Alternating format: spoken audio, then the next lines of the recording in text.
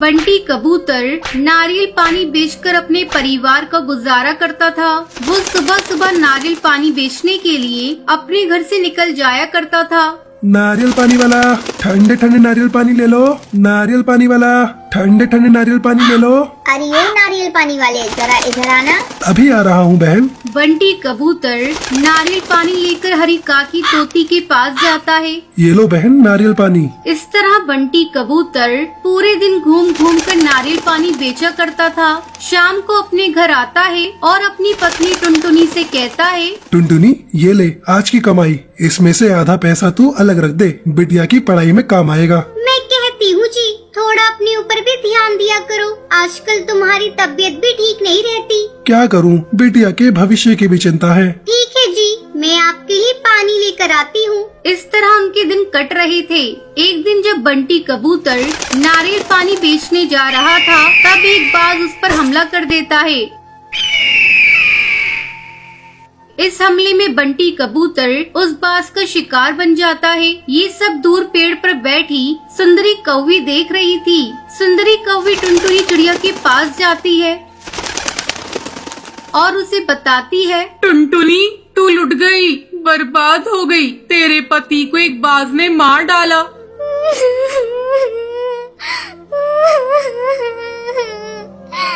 ये क्या कह रही है सुंदरी कौवी?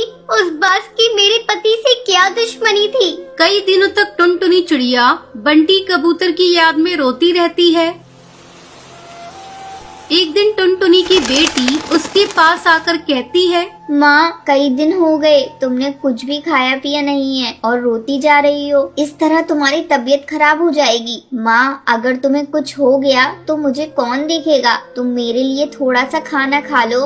अपने दिल पर पत्थर रखकर टुनटुनी चिड़िया फिर से अपनी जिंदगी की शुरुआत करती है। पिंकी बेटा, मैं नारियल पानी बेचने जा रही हूँ, तुम घर का ध्यान रखना।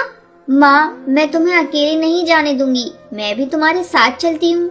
नहीं बेटा, तू घर पर रहकर घर की देखभाल कर, मैं जल्दी ही आ जाऊंगी। टुनटुनी चिड़िया किसी तरह पिंकी को समझाती है और नारियल पानी बेचने जाती है।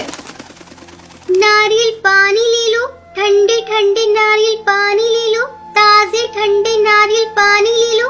तभी कालू कौवा कहता है, अरे ओ टुनटुनी, तू अपना नारियल पानी कहीं और जाकर बेच। इस जंगल के पक्षी अब कोल्ड ड्रिंक पीते हैं। तू अपनी दुकान कहीं और जाकर लगा। ठीक है कालू भैया, मैं कहीं और जाकर अपना नारियल पानी बेच लूंगी। टुनटुनी चिड़िया थोड़ी दूरी पर जाकर अपना नारियल पानी का ठेला लगाती है। सुबह से शाम हो जाती है, लेकिन उसका एक भी नारियल पानी नहीं बिकता। जंगल के सारे पक्षी केवल कोल्ड ड्रिंक पी रहे थे।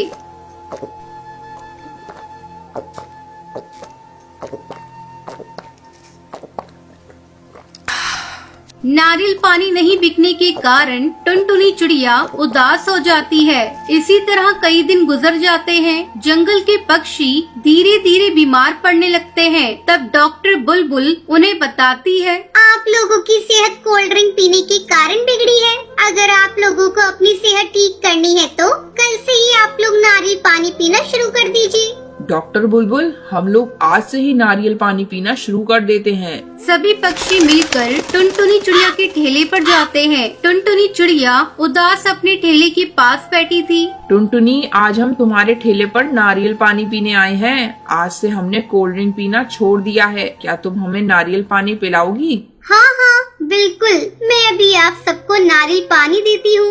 टुनटुनी चिड़िया खुशी खुशी सबको नारियल पानी पिलाने लगती है। अब टुनटुनी चिड़िया नारियल पानी बेचकर अच्छा पैसा कमाने लगती है और खुशी खुशी अपनी बेटी के साथ अपनी जिंदगी बिताने लगती है। चंपकवन जंगल में एक गरीब कबूतर बंटी अपने परिवार के साथ रहा करता था। बंटी कबूतर टेसू की फूलों की खेती करता था। हर साल होली पर उन्हीं फूलों से वो प्राकृतिक रंग बनाकर बेचा करता था। हालांकि इस काम में ज्यादा कमाई नहीं थी। क्या जी, सुबह से लगे हो, कब तक बनेगा आपका रंग? हमें सुंदरी चाची के घर जाना था, उसके घर होली के गीत होने वाले हैं। अरे हाँ ऐसा करो, तुम चली जाओ, मैं तो नहीं जा पाऊंगा। मैं कहती हूँ छोड़ो ये सब, जितने मन से रंग बनाते हो उतने मन से कोई खरीदता भी तो नहीं है। ले देकर एक दो रंग तो होते हैं आपके पास। अरे जरा बाजार जाकर देखो, दूर क्यों जाते हो?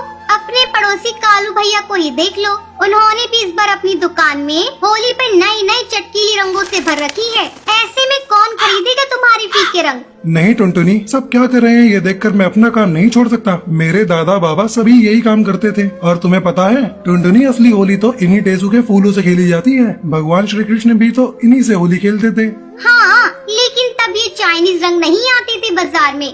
समझा करो जी, अब जमाना बदल गया है। तुम कुछ भी कहो टुनटुनी, मैं काम नहीं छोड़ने वाला। मेरा तो इसी काम में मन लगता है। तुम समझते क्यों नहीं हो? तुम समझ नहीं रही हो, ये रंग प्राकृतिक है और जिन रंगों की तुम बात कर रही हो पता भी है कितने खतरनाक होते हैं। ये सब मुझे मत समझाओ। समझा सकते हो तो उन लोगों को समझाओ जो वो रंग खरीदते हैं, और वे भी तुम्हारे रंग से कई ज्यादा कीमत देकर। इतना कहकर टुनटुनी वहाँ से चली जाती है। वो चाहती थी कि बंटी टेसू की फूलों की खेती करने के बजाय कुछ ऐसा करे जिससे उसकी अच्छी कमाई हो, लेकिन बंटी